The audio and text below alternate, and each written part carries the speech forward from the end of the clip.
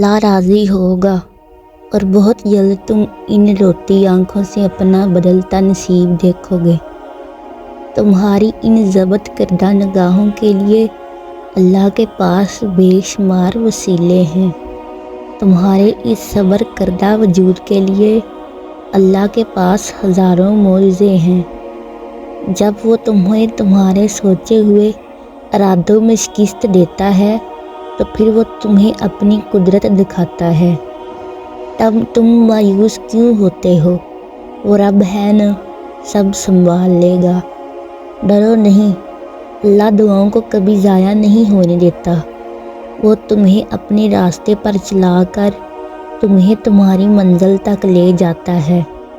یہ دیری تو اس کی محبت کا نرالا سا انداز ہے۔ اس کو جس کی آواز بار بار پسند آ جائے وہ اسے بار بار سننا چاہتا ہے۔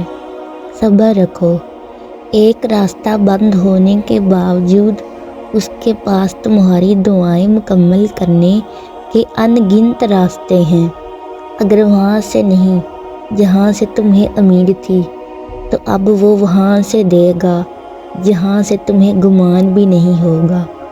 وہ جلد ہی کن کہے گا اور تمہارا بکھرا ہوا وجود پھر سے سمٹ جائے گا۔